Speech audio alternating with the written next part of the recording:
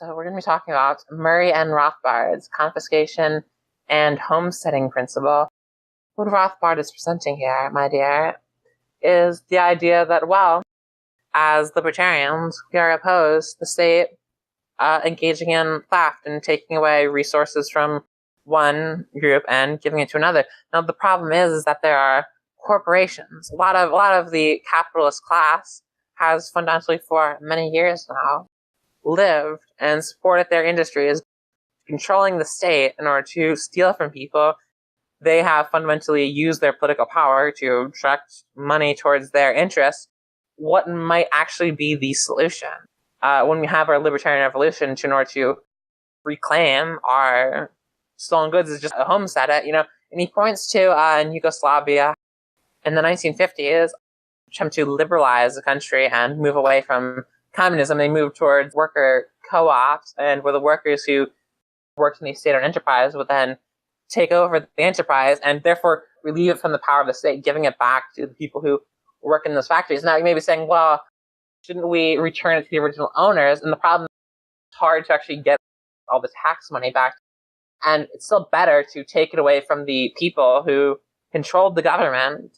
Is it right, for example, to hire a gang of thugs to show up and rob somebody, and therefore you can still enjoy the spoils? I mean, when you came up and you overthrow the gang of thugs and you liberate yourself and live in a volunteer society, shouldn't we then go take the property away from those people who had used the gang of thugs and used the institution of the state to enrich themselves? And that shouldn't they be relieved of that stolen goods? Because fundamentally, while it would be best to return the stolen goods to the original owner, the important thing is taking them away from the thief. The thief should not have those goods because that is immoral how they obtain those goods. And fundamentally, a lot of corporations are based on government theft, and it would be best to take it away from those people who engage in that theft. Okay. I feel like the context, I kind of want to go back to the context of why this article was brought up, and then as what Sure. Our argument was that brought it about. So we were talking about, say, war into corporations and how corporations are evil for allowing war to exist. My position was, well, the corporations, they don't actually cause the war.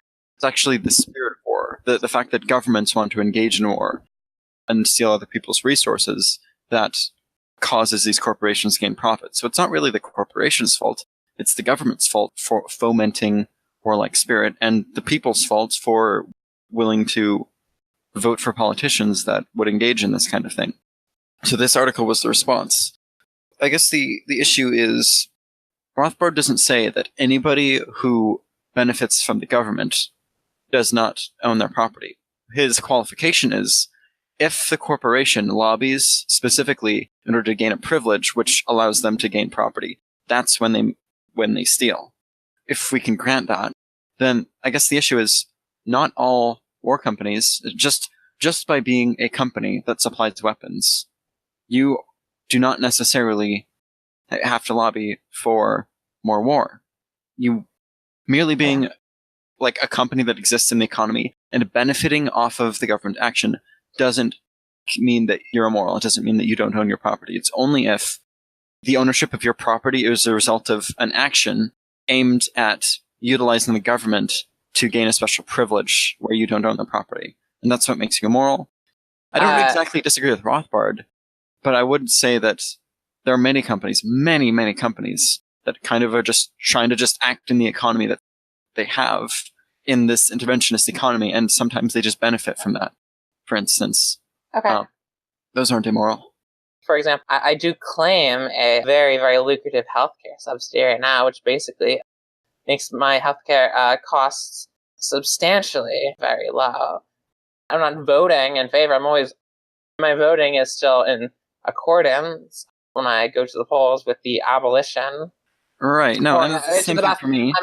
Abolition with the why don't you don't vote apparently, but kind of no. I hate voting. Is that I have to make a choice between shit and more shit, and it's from my perspective, it's not even the lesser of two evils. They're two evils. One person was like, I would like to not use the state at all, or I want to use the state to abuse you or help you. Regardless, even if the person's saying I'm helping you, I'd still vote for the person who would say I'm not going to use the state at all in that instance. But if it comes between abuse and help, I would always vote for the person who says it's going to use the state to help me. Well, okay, so I guess here's my counter example, not counter argument, because there is a counter argument to Rothbard's argument. How Rothbard treats the issue, he treats a company as if the economy is laissez-faire, and the company is then trying to grant itself a privilege. The government is intervening constantly. The real fact of the matter is, that's not how it works. How it actually works is, if a company doesn't try to lobby in its own interests to gain a special privilege, then another company somewhere else is going to lobby instead of them, which is going to give, directly or indirectly harm that company. Every company is kind of coerced by the system to engage in this lobbying practice, because otherwise they will literally get coerced. They will literally lose some of their property, or more than they otherwise would, if they don't vote and they don't lobby. So you have a band of thieves has accosted you. And the thieves have said to every one of your friends, hey, if any of you pay the thieves, the highest bidder will not die. So the person who pays the most to the thieves is going to not get murdered. So is it really the responsibility for one person to try to bid the most when it's really an act of self-defense to keep themselves from dying? One could argue that by paying this and sparing yourself and giving them a large sum of money, you are empowering them and enriching them, which I don't really disagree with. I think fundamentally is that I'm not talking about seizing all the means of production. I'm saying that some capitalists should have to pay, for example, slavery. You'd say, well, Sure. That was just the institution of the time. There's kind of an argument over whether we should just have the rule of law and set it now and correct it instead of attempting to do restorative justice, because restorative justice is hard to do. That's a very good argument. In practice, principle would be hard to apply, and I think that is a very good criticism. However, I think that we should still critically engage with each capitalist and attempt to understand if they were the benefactors and the aggressors, possibly attempt to attack them at some point and revoke various sums of wealth and attempt to return it back to people, because people who use aggression and rob other people should not be able to gain from that property. Regardless if it's possible or not in every case, not the issue. Well, I guess I don't feel like you can tell what is the result of theft and what isn't. You can't look at the particular case. I was at the psychology of whiteness and post-traumatic slave syndrome talk the other night. My only criticism I have, what is the mechanism to give Black people this apparently the stolen labor? How do we go about figuring out who has the stolen labor? You can't give reparations to the group as a whole. You have to give reparations to you have to give reparations individuals to individuals within the group, and you have to find out what individuals are harmed, how they were harmed, and what is sufficient to. As far as I know, my family never owned slaves. Well, most of my family hadn't come over till after slavery, and the family that was here, they lived in areas where slavery wasn't very common. As far as I know, they didn't ever own slaves. What amount of my property or my family's property should be revoked in order to pay the reparations? I don't know. And as far as I know, my ancestors never owned, or I'm not the beneficiary of any accumulated capital of Black people in my family. But then some person could easily argue that because of white privilege in my association and the tribalism among white people, and the question that really my fault is that, I'm not the aggressor in that case, my ancestors were not the aggressor, or there was nothing that my family ever had done that was the aggressor, and just because other people had used their property to personally benefit me, that was just their choice. I was never the inheritor of the aggression. I was only the kind of fundamental problem of sometimes there's wrong and wrongdoing in the past that you just can't fix. Roman Empire murdered thousands and thousands of people on its imperial rampage. There's the genocide, right? The assumption that maybe isn't true is, well, do we have to do something about it? This isn't to say that, well, we can do something about it and we choose not to. It's, can we even do something about it? Or, like, this sucked that it happened, but we can't change the past. The past is fixed. That's why it's the past. The only thing we can do is change what possible future we're attempting to attain. But the past is, well, the past, right? I mean, it seems that it's been so much time. The problem is, I feel like, is that by saying, well, it's just been so much time, it's impossible. No, I feel like I am morally justifying clear theft. Use the state in order to steal labor and steal resources from African American people. I feel like so much time has passed, it's so confusing now.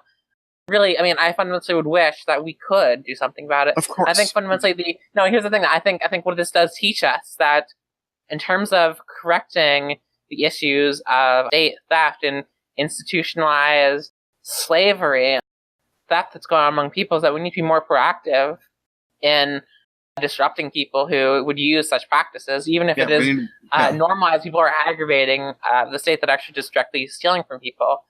The TLDR agorism. TLDR agorism. But yeah, fundamentally, we need to be more proactive in our confiscation and our attempt to address the problems as they come up. And that way it can result in these problems of now, it's 150 years after slavery, and all the issues are confusing, and we don't know what's going on. So fuck all the people who didn't immediately end slavery, basically. I mean, to be honest, I feel weird about this idea of historically criticizing even people who had owned slaves in the 1800s, because it's like people still own slaves today, people have owned slaves for, like, forever. So, like, I don't know, it's hard to, like, use modern standards of morality to judge the past, which is a whole completely... Yeah. They weren't proactive. Well, yeah, I think people still should have known, and people did know slavery was immoral.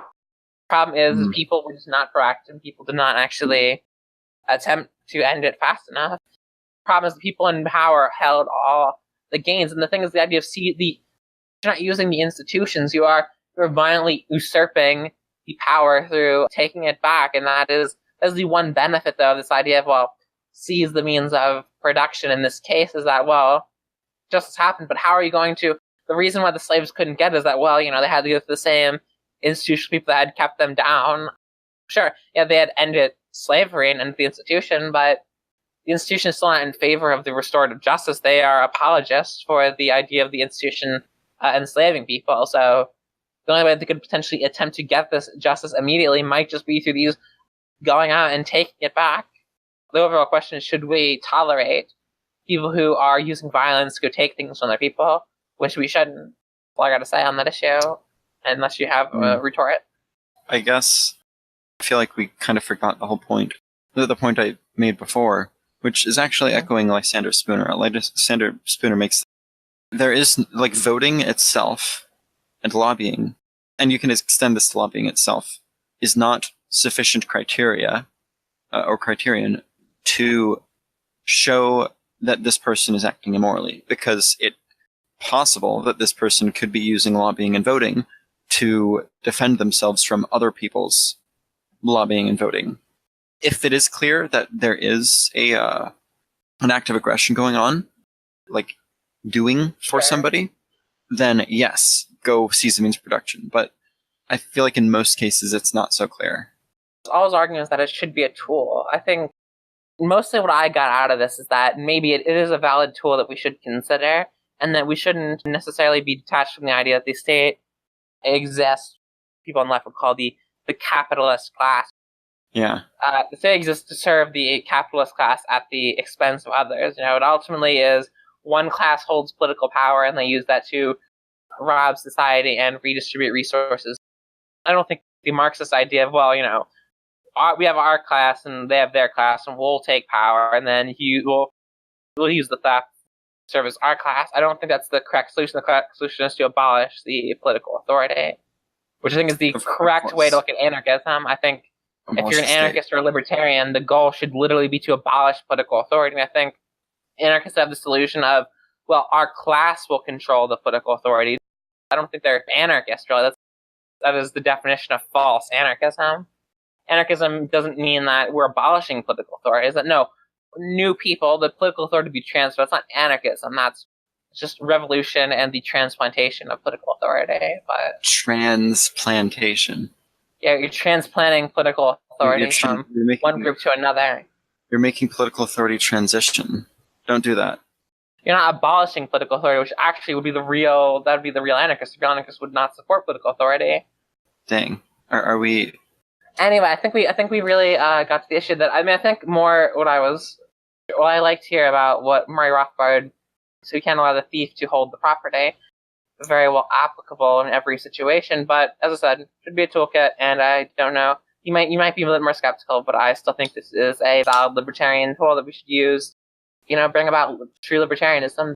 I am a bit more skeptical, but that's the way the cookie crumbles, sister.